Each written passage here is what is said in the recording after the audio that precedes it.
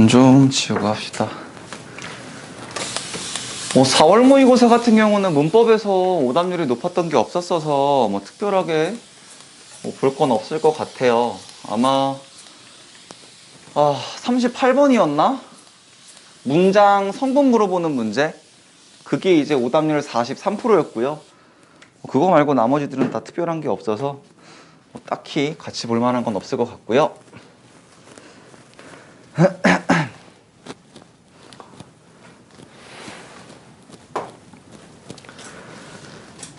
아이고 힘들다.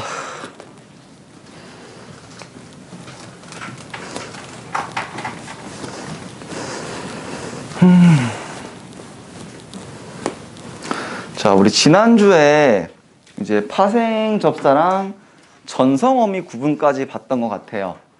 그죠? 뭐가 떨어진 거니?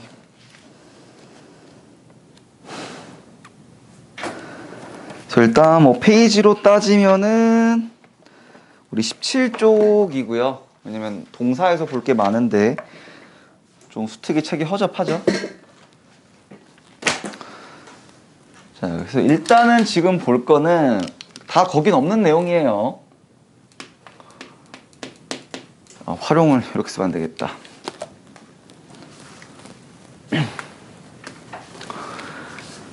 용언의 활용을 보시면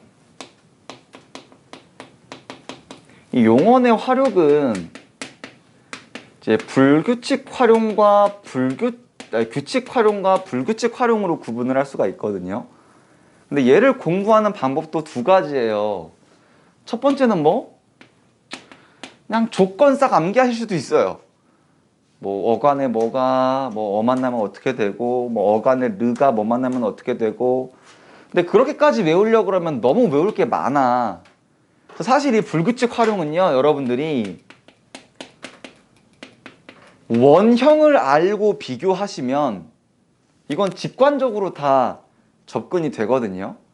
그래서 보통 아이들이 많이 틀리는 이제 활용이 이런 거예요.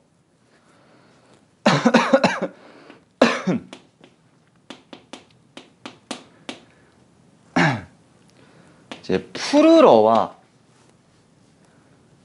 흘러거든요. 이거 두 개를 아이들이 조금 혼동을 해요. 자, 그러면 푸르다 같은 경우는 기본형이 뭔데? 푸르러 같은 경우는 푸르다죠? 그럼 얘는 어떻게 되는 거예요? 푸르가 어를 만난 거죠. 그러면 얘가 이렇게 되면 어떻게 된 거야? 얘가 러로 바뀐 게 될 거예요. 그래서 얘는 뭐야? 러 불규칙이에요. 어미가 바뀌는. 근데 얘는 원형이 뭔데? 흐르다죠. 그럼 얘는 어떤 식으로 구조가 맞춰지는 거야? 흐르 플러스 어가 되는 거거든. 그럼 얘가 이제 이렇게 돼야 된단 말이야. 그럼 얘가 이렇게 되려면 얘가 리을로 바뀌면 되죠. 물론 그렇게 보면은 여기서 의가 떨어지고 여기 리을이 추가되면 되는 거 아닌가요? 그렇게 볼 수 있네요. 그러면 너무 복잡하잖아. 그러면 이건 뭐가 되는 거예요? 어간이 바뀌는 불규칙인 거예요. 그래서 얘는 르가 바뀌니까 르 불규칙이고, 얘는 어미가 러가 되니까 러 불규칙인 거예요. 오케이? 그래서 규칙하고 불규칙은 여러분들이 원형을 알고 이렇게 형태소적으로 분석을 하실 줄 알면 비교가 다 돼요. 직관적으로. 또 하나만 더 보면 자, 굽다라는 거는 이게 동음이어거든요. 고기를 굽다도 있을 거고 허리가 굽다도 있을 거예요. 근데 여기에 우리가 어를 붙여봅시다. 어미를, 활용을. 그러면 1번은 어떻게 돼? 고기를 구워가 될 거고, 2번은 어떻게 돼? 허리가 굽어가 될 거거든요. 자, 그럼 잘 생각해 봅시다. 얘가 원래 뭐였나 생각을 해보자고. 원래 뭔데? 구 플러스 어죠? 그지? 그러면 얘가 이게 돼야 된단 말이야. 오케이?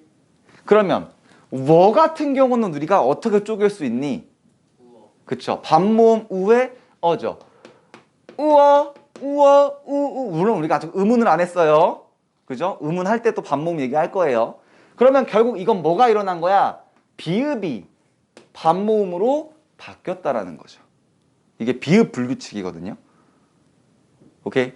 그러니까 이것도 마찬가지로 기본형을 생각하고 비교하면 다 보여요. 그러니까 굳이 막 조건들을 하나하나 다 세부적으로 외울 필요는 없어요. 개인적으로 생각했을 때는.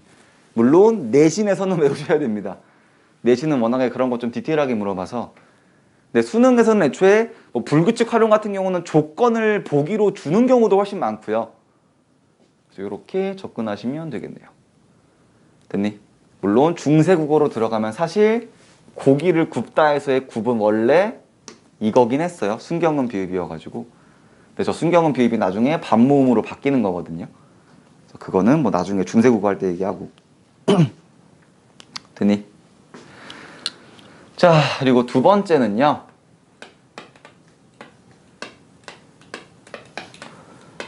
합성 용언에 대한 설명을 할 겁니다. 합성 용언. 원래 이거는 뭐 뒤쪽에서 설명을 하기도 하는데 그래서 수특은 뒤에 설명이 있거든요. 실제로 이거 수특에서는 이게 문장 성분에서 다루는 것 같던데 수특에서는 24쪽에 있어요. 이 문장 쪽에서. 근데 저는 어차피 동사형용사 개념이라고 보기 때문에 여기서 한 번에 설명을 할게요. 합성 용어는 뭐냐면 두 개의 용언이 하나의 서술어의 역할을 하는 거예요. 그래서 이거 용언이 두 개라고 해서 겹문장이라고 보시면 안 되는 거예요. 혼문장인 거예요. 오케이? 그래서 얘는 두 개로 구분할 수가 있습니다. 어떤 구조? 본용언 플러스 본용언의 구조와 본용언 플러스 보조 용언의 구조로 구분을 할 수가 있습니다. 근데 이거를 이해하시기 쉬우려면 얘는 합성어 개념으로 이해하시면 쉽고요. 얘는 파생어 개념으로 이해하시면 쉬워요. 물론 우리가 아직 합성어 파생어를 하진 않았지만 고3이시니까 어느 정도 느낌은 있으실 거 아니에요. 즉 여기서 본용언이 무슨 역할을 한다라는 거야? 어근의 역할을 할 거고요. 보조용언이 무슨 역할을 할 거야? 접사의 역할을 할 거예요. 즉 의미를 도와주는 보조적 역할을 할 거라고. 오케이? 자, 그랬을 때 이제 이거 두 개를 구분을 해야 될 텐데 우리는 뭐만 외울 거다? 본용언 플러스 본용언을 구분하는 방법을 외울 겁니다. 그러면 이렇게 해결이 안 되면 나머지는 다 뭐란 얘기니까? 본용언 플러스 보조용언이란 얘기니까. 자, 방법이 두 가지입니다. 이 두 가지 중에 하나라도 되면 되는데 첫 번째, 앞말을 지워보는 겁니다. 요렇게. 두 번째, 앞말에 어미 뭐뭐 하면서를 붙여보는 겁니다. 그랬을 때 의미가 유지가 돼야 돼요. 오케이? 자, 예문으로 볼게요.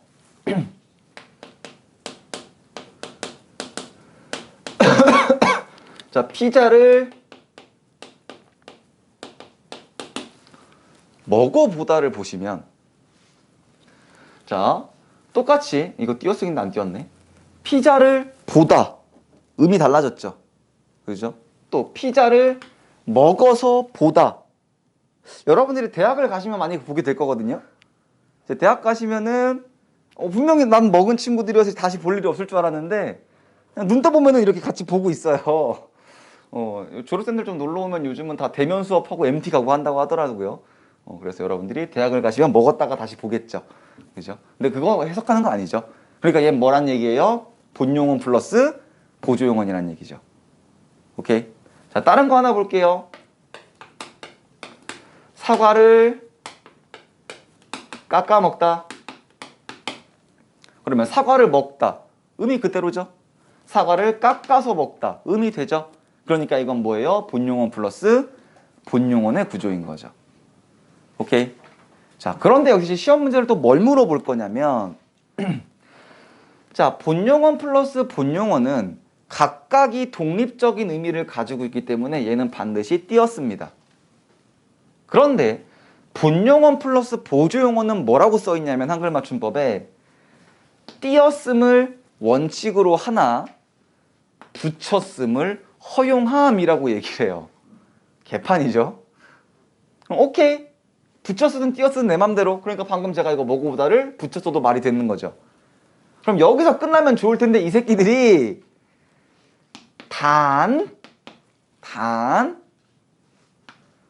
앞말에 본용언이죠. 조사가 붙거나 앞말이 합성 동사이면 어떻게 할 거예요? 띄었음을 원칙으로 한다 그래요. 앞말이 조사가 붙어 있거나 아니면 앞말이 합성 동사일 때. 그럼 이제 사실 첫 번째는 그렇게 어렵지 않을 거예요. 앞말에 그냥 조사 붙이면 되는 거니까. 근데 아마 그 다음 여러분들이 합성 동사의 개념을 가져가셔야 되는데 합성 동사의 개념을 가져가셔야 되는데 합성 동사는요. 이걸 은근히 모르더라고. 야, 봐봐. 단어는 단일어와 보카브가 있을 거고 대충 쓸게요. 어차피 이거 우리 다음 주부터 할 거니까. 보카버에 뭐 파생어와 합성어가 있을 거거든요. 근데 합성어인데 명사면 합성 명사 뭐 돌다리, 책가방 합성어인데 명사죠. 그러면 합성 동사는 뭐 얘기하는 거예요? 합성어인데 동사인 거 얘기하는 거예요. 품사가. 오케이? 그럼 이제 여러분들이 질문할 게 쌤 애매한 게 이게 합성 동사인지 아니면 요런 것처럼 본용언 플러스 보조용언 합성 용언인데 붙여 쓴 건지 어떻게 구분을 합니까? 라는 거거든요. 예를 들어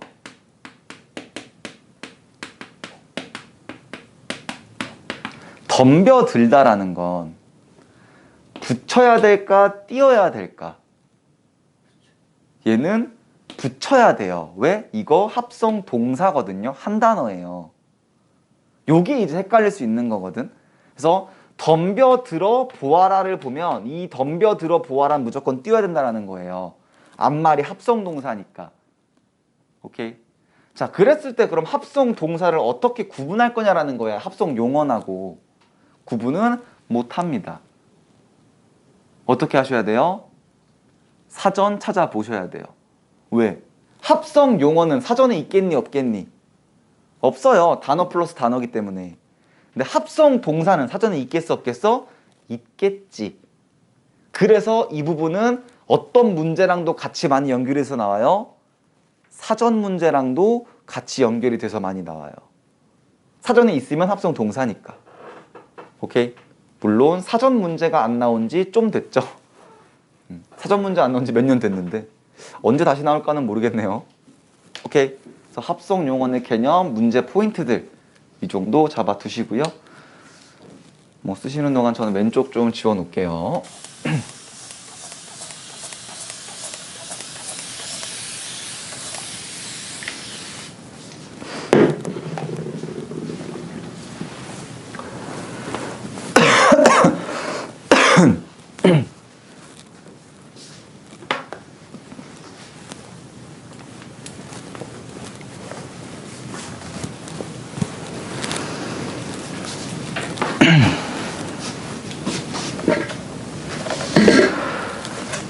이게 이제 복합 용언이고요. 그리고 이제 18쪽으로 넘어가시면 그래도 뭐 동사, 형용사에서 볼만한 거는 다 봤고 18쪽 보시면은 이제 관형사가 나왔는데, 뭐 관형사 같은 경우는 이제 수사랑 구분하는 거 얘기했었죠. 수사랑 수, 관형사 구분하는 거. 그리고 부사 같은 경우는 조금 골치 아픈 게 하나가 있는데 뭐냐면, 부사는 기본적으로 뭘 꾸민다고? 용언을 꾸며요. 근데 사실 부사는 다 꾸며.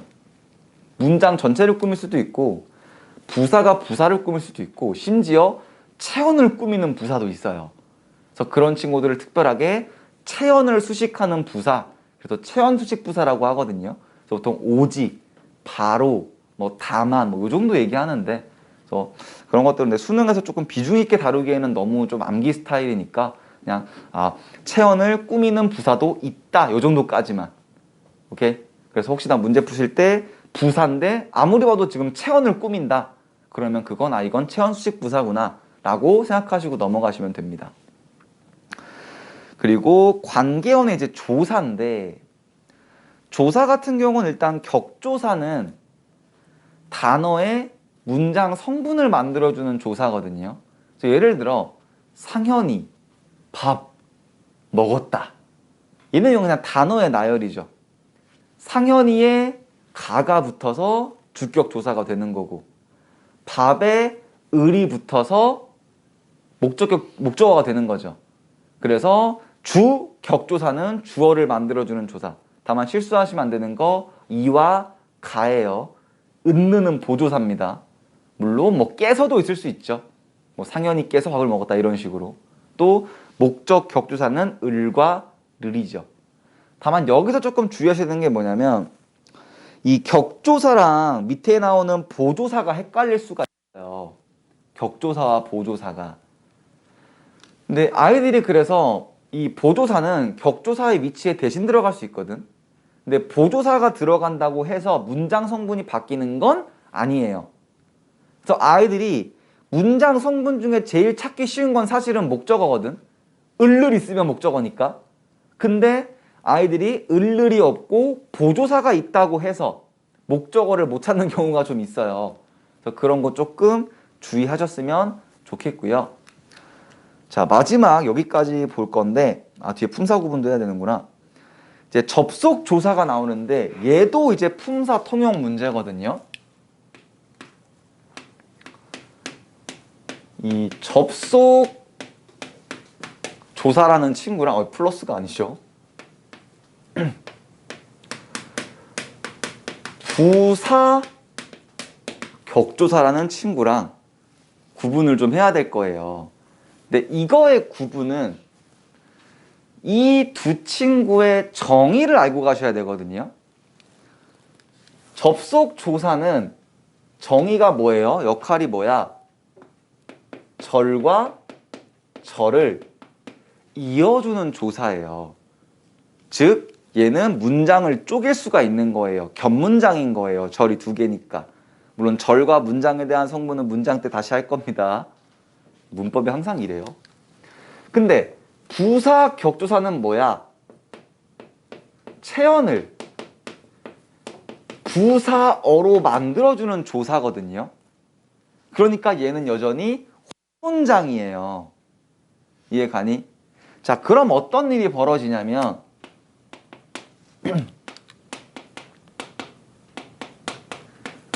상현이가 사과와 배를 먹었다, 요 문장과 상현이가 미나와 영화를 보았다. 자, 여기서 봤을 때 얘랑 얘가 지금 다른 아이라는 거거든요. 1번과 2번이. 자, 그럼 2번 같은 경우는 문장을 쪼갤 수 있어, 없어? 있죠. 상현이가 사과를 먹었다, 상현이가 배를 먹었다. 그럼 이건 뭐가 된다라는 거예요? 절과 절을 이어주는 접속 조사란 얘기인 거예요. 오케이? 그럼 여기서 이제 창의적인 친구들이 또 그런 얘기를 하죠. 쌤, 상현이가 친구가 없으니까 사과를 옆에 놓고 보면서 배를 먹을 수 있지 않나요? 사과랑 배를 먹었다? 저 그 정도는 아닙니다. 오케이. 자, 그럼 두 번째는 이거 문장 쪼갤 수 있어, 없어? 없어요. 상현이가 미나를 보았다. 상현이가 영화를 보았다. 안 되죠. 그럼 여기서의 와는 뭐란 얘기예요? 부사 격조사란 얘기입니다. 그럼 또 여기서 창의적인 친구들이 생각하죠. 쌤, 상현이가 미나가 너무 좋아가지고 영화 보러 가서 영화 안 보고 미나 볼 수 있는 거 아니에요? 영화를 그만 보세요. 아시겠죠? 드라마를 그만 보세요. 뭐 어디 영화나 드라마 같은 거 보면은 꼭 영화 가가지고 이렇게 계속 보다가 뭐 눈 마주치면 왜 영화 안 봐요? 뭐 영화보다 네가 재밌어 뭐 이런 개지랄 떨지 마시고. 오케이? 그래서 접속 조사랑 부사격 조사는 이렇게 구분을 한다라는 거. 오케이? 자, 적으시는 동안 옆에 또 조금만 지울게요.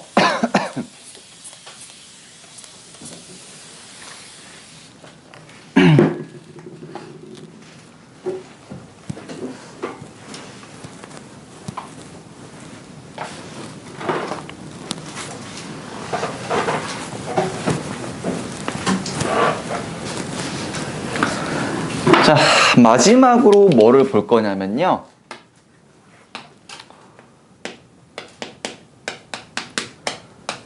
품사를 구분하는 방법에 대해서 설명을 하고 마무리를 할 겁니다. 그러니까 여러분들이 단어의 품사를 판단해야 될 일이 좀 생겨요. 왜냐면 이 품사가 아니면 결국 이건 접사란 얘기일 거거든요. 왜냐면 품사의 기본이 이제 어근이 될 수 있는 거니까. 그러다 보면 예를 들면 이런 거예요. 뭐 놀이터랑 뭐 낯빛, 뭐 저랑 수업을 오래 듣는 친구들은 예민한 예문 이걸로 드니까 아시겠지만 이거가 이제 합성어냐 파생어냐를 물어보는 게 시험 문제 나왔다가 애들이 많이 틀렸었거든요. 일단 쪼개는 건 어렵지 않을 거야. 놀이와 터, 낯과 빛 이렇게 쪼갤 수 있겠지.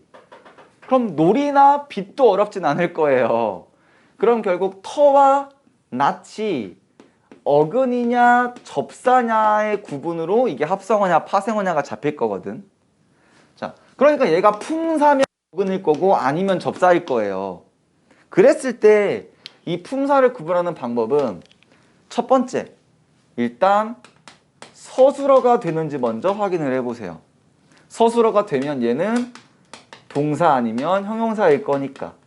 그리고 동사나 형용사는 우리 현재형 어미로 구분을 하면 되죠. 그럼 넣어봐.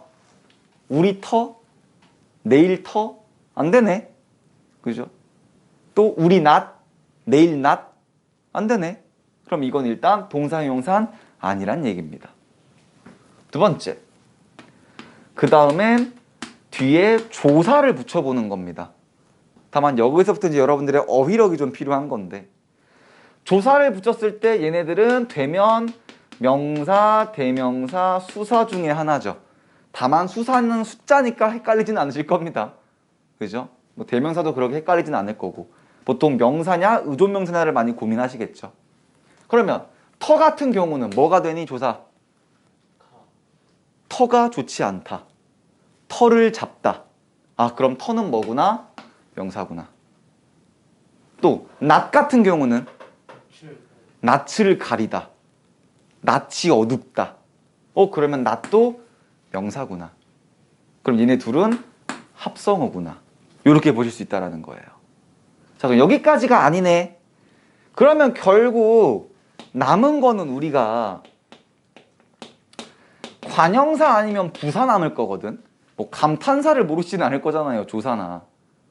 그러면 이제 뒤에다가 뭘 붙여보는 거예요? 뒤에다가 명사 한번 붙여보시고 뒤에다가 동사나 형용사 하나 붙여보시는 거예요. 근데 보면 뭐 터 책상, 터 의자 안 되죠? 또 터 달리기, 터 만들다 안 되죠? 그럼 얘는 관형사나 부사가 안 된다라는 거죠. 오케이? 예를 들어 뭐 아주라는 뭐 빨리라는 거 하나 볼까요? 빨리.